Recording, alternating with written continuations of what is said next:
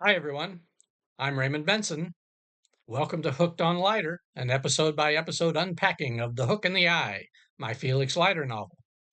The folks at Ian Fleming Publications and I had this idea to do behind the scenes videos for each episode, much the same way that streaming television series do after an episode drops. Now, you'll probably all know by now that these were conceived to be supplements to the serialized ebook episodes. But due to some technical difficulties that none of us expected, those ebook file updates just didn't work the way we were led to believe they would. The entire novel was thus released on June 24th.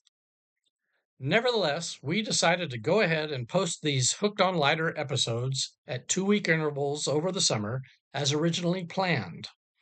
Please note that almost all of them were already recorded before we made the decision to release the entire ebook. So these videos are still very episode centric. We hope you'll receive them now within the context in which they were intended.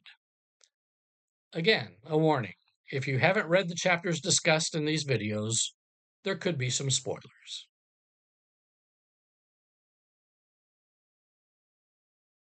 Well, hi, y'all.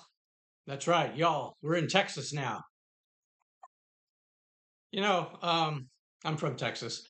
When I was a kid, I probably had a pretty strong Texas accent, but theater training drilled it out of me. In theater class, they taught me to say can't instead of can't.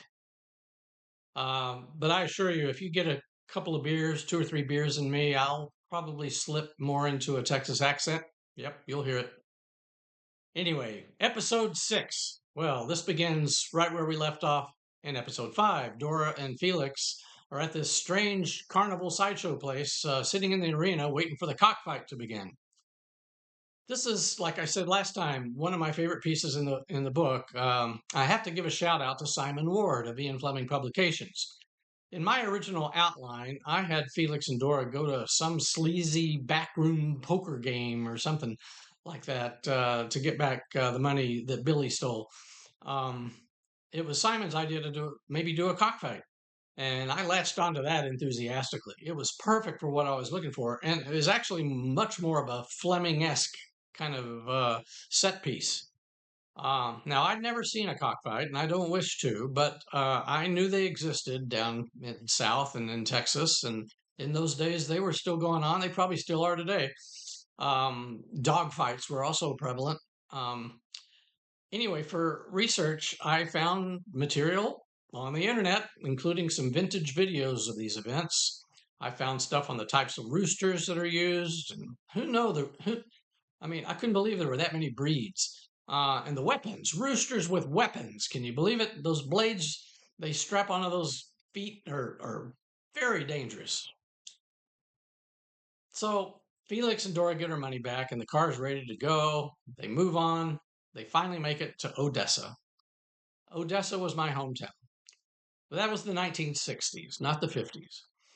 Actually, I was born in nearby Midland, Texas, in the 50s. My family moved to Odessa in 1960. It was a small city then by most standards, maybe, I don't know, 50,000 people. Thanks to some friends I have still back in that area, I was able to get hold of some maps and business guides from 1952, and those things told me a lot. Odessa was much more of a small town back then, less than 40,000 people. The boundaries were much closer in than when I was there. I compiled a ton of research on the look of downtown Odessa at the time, the stores, the diners, the hotels, the businesses that lined Main Street. And it was a typical Main Street USA. But I left a lot of that out because at this point in the story, the pace is beginning to pick up. I didn't want to slow it down. Um, Felix and Dora have reached their destination. Seeing Ava is imminent. Now, Ava lives outside the city limits, and this was close to a little community called No Trees. And that really is a whistle stop place, and there really is no trees. Well, spoiler alert, they find Ava dead. Who killed her? Did they just miss the killer? More importantly, Dora becomes a completely different person. Her energy level jumps to 11. She's more determined, a little bit crazed. I don't know. Maybe she's scared. What do you think? Well, they find a lot of clues at Ava's house. The smashed shortwave radio indicates that Ava's killer might have done that. And we learn about Jerry Bork. Finally, Dora fesses up. She admits to Felix that she's been fooling him.